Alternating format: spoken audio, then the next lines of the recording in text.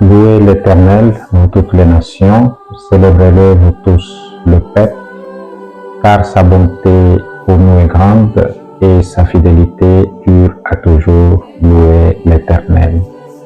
Aujourd'hui, nous allons partager notre message à son 33e édo de Matthieu chapitre 13, versets 54 à 58. Très chers frères et sœurs, le message d'aujourd'hui veut nous enseigner, nous avertir, nous, les enfants de Dieu qui fréquentent différentes confessions religieuses, le chrétien, les musulmans et tant autres croyants. Ce message nous concerne. Pourquoi est-ce que nous fréquentons Jésus? Pourquoi est-ce que nous fréquentons nos églises? Pourquoi est-ce que nous fréquentons nos confessions religieuses? Pourquoi? La plupart des gens, la plupart de nous tous, nous allons à l'église, nous allons au temple, dans une telle ou telle confession religieuse, non pas parce que Dieu a besoin de nous ou que nous avons besoin de la vie éternelle, mais parce que nous avons des problèmes et nous voulons que ces problèmes soient résolus. Soit ce sont des maladies, soit c'est le cas des gens qui cherchent le mariage, soit c'est le cas des gens qui cherchent une consolation par rapport à un quelconque problème. Voilà, quand nous fréquentons les églises, souvent avec ce genre d'intentions, nous avons une double face. La première face, c'est chercher l'intérêt. Et la deuxième face, après avoir obtenu l'intérêt qu'on cherchait, et c'est fini, on tourne le dos contre Dieu. On tourne le dos contre la volonté de Dieu. Pourquoi? Puisque nous avons obtenu ce qu'on cherchait. Et il y a des fois, on tourne le dos quand on est arrivé à une telle ou telle position de vie sociale. À ce moment-là, quand nous obtenons ce qu'on cherchait, voilà, c'est l'étonnement que la Bible nous parle, que ces gens-là étaient étonnés par des miracles. Donc cet étonnement, c'est obtenir ce qu'on cherche. Et la deuxième phase, c'est laquelle? La deuxième phase, c'est le doute. Une fois qu'on obtient ce qu'on a, et c'est fini, on tourne le dos contre notre Créateur. On tourne le dos contre la parole de Dieu, contre la volonté de Dieu. Et des fois, nous sommes, nous, les premiers à critiquer. Nous sommes, nous, les premiers à combattre l'œuvre de Dieu, tout en oubliant notre parcours, tout en oubliant le bienfait de Dieu, ce que Dieu a fait dans notre vie. Et ce que Dieu a fait dans notre vie, il y a des fois, il est fait à travers les instruments qu'ils utilisent, certains serviteurs de Dieu. Et des fois, nous sommes là pour le critiquer. Nous sommes là pour combattre cette œuvre de Dieu. Jésus-Christ, voyant cette foule-là qui les suivait, il a compris que nul n'est prophète chez lui. C'est pourquoi, à un certain temps, Jésus-Christ a dit, le royaume vous sera ôté et donné à une autre nation. Ça, c'est un sens d'égoïsme, puisque quand on suit Jésus, on suit la parole de Dieu avec une intention qui est purement égoïste. Souvent, nous devenons facilement des ennemis, des adversaires de Dieu à travers cette œuvre de Dieu, et tout en oubliant ce que Dieu a déjà fait dans notre vie à travers cette église où nous fréquentons, à travers cette religion où nous fréquentons. Et une fois obtenu une telle ou telle position, nous sommes les premières personnes à tourner les dos contre l'œuvre de Dieu, à tourner les dos contre la volonté de Dieu. La parole de Dieu, c'est ça les prophètes. Les prophètes, ce ne sont pas des gens qui prophétisent les problèmes des gens. Ce ne sont pas des gens qui sont là pour prophétiser les choses ou les problèmes des vies charnelles des gens. Il y a plusieurs enfants qui sont restés orphelins à cause de tels genres de prophètes. Il y en a aussi beaucoup de mariages, de foyers qui se sont effondrés à cause de ce genre de prophètes. Donc, il y a beaucoup de problèmes qui s'est déjà créés dans la société à cause des prophéties charnelles que les serviteurs de Dieu prophétisent pour satisfaire les intentions, les sentiments des gens qui sont purement charnels. Et vous remarquerez que avec de tels messages, de telles prophéties, beaucoup de gens y entrent, beaucoup de gens y fréquentent. Voilà, Jésus-Christ nous a dit, nul n'est prophète chez lui. Comment ça? Là où il y a la parole, la véritable parole, qui prêche sur la vie éternelle, qui prêche sur le salut de l'humanité, qui prêche pour l'espérance de cette vie qui viendra, tel que Jésus-Christ nous a dit, cherchez d'abord le royaume des cieux et le reste vous sera donné par surcroît.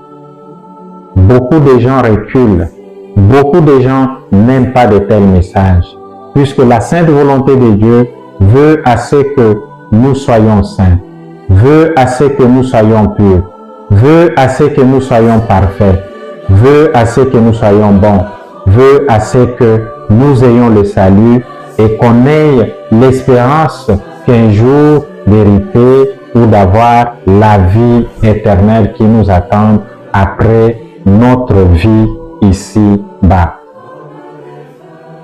Les gens sont souvent aveuglés par leur position de vie sociale.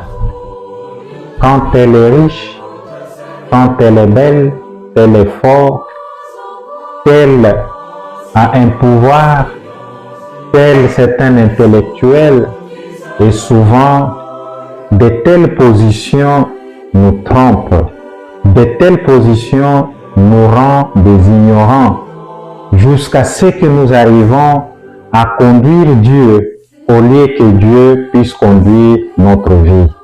Tout ce que nous possédons ici sur la terre resteront. Nous irons nous seuls avec nos cœurs. Chacun ira avec son cœur. Il n'ira pas avec la richesse. Il n'ira pas avec son pouvoir. Il n'ira pas avec sa position qu'elle obtienne dans cette vie que nous avons ici-bas.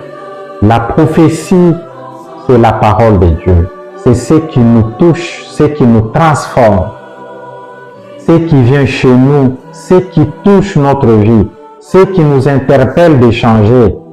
C'est ça la prophétie.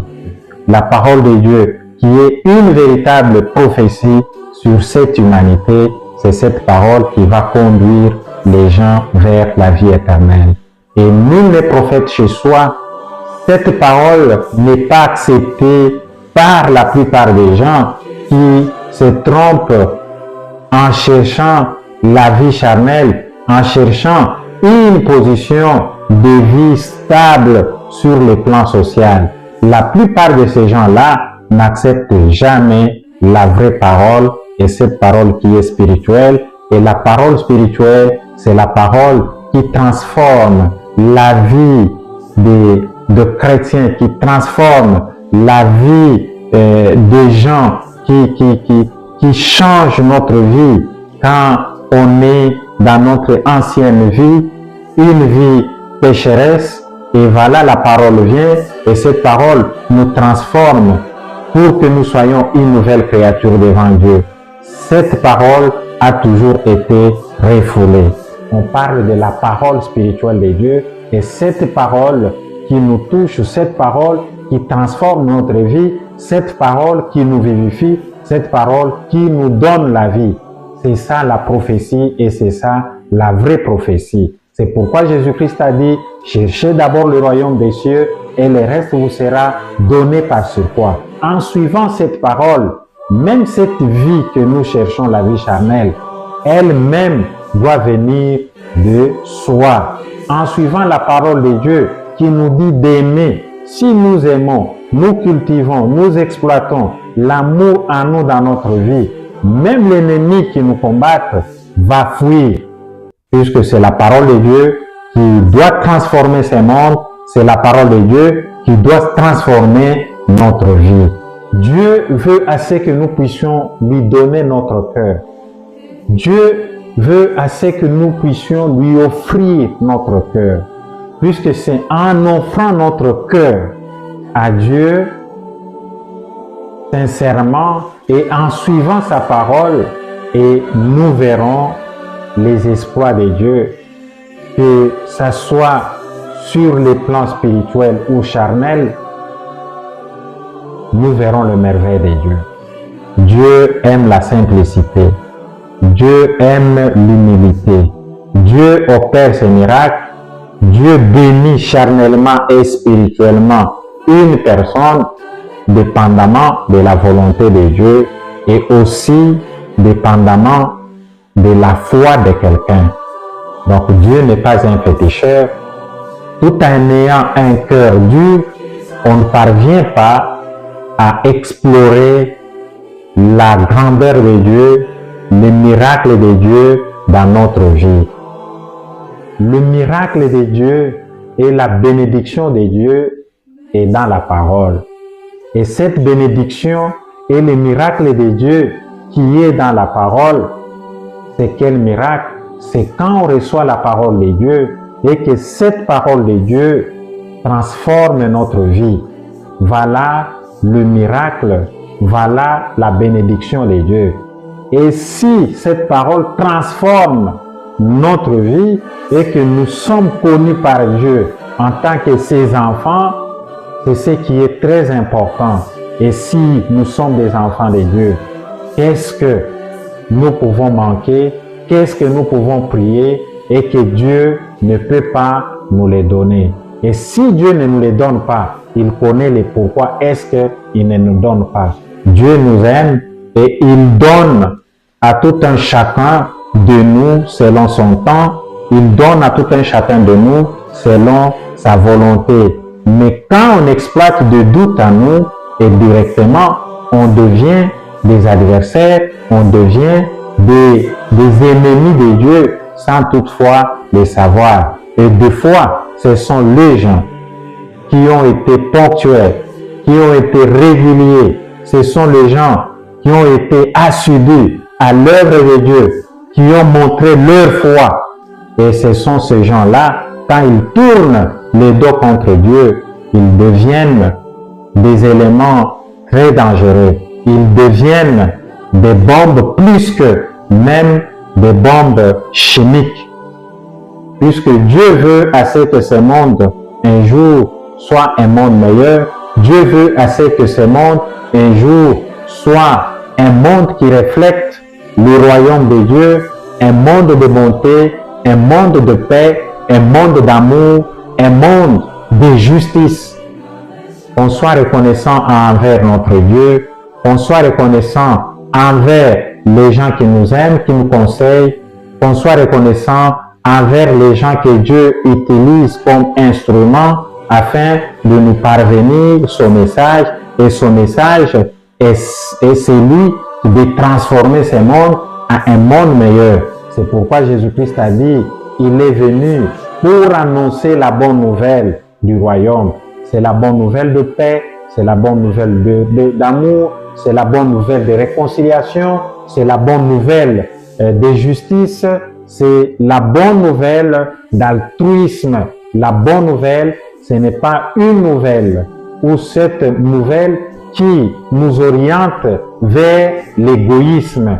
Nous devons savoir et nous devons dire dans notre vie, Si aujourd'hui je vis pour l'humanité. Si aujourd'hui je vis pour tout le monde. Si aujourd'hui je ne vis pas pour moi-même, mais je vis pour Dieu afin que je puisse participer à rendre ce monde meilleur, à transformer ce monde, que ce monde soit un monde de justice, que ce monde soit un monde altruiste, que ce monde soit un monde d'amour, un monde de paix. Très chers frères et sœurs, que la parole d'aujourd'hui nous bénisse tous au nom du Père, du Fils et du Saint-Esprit.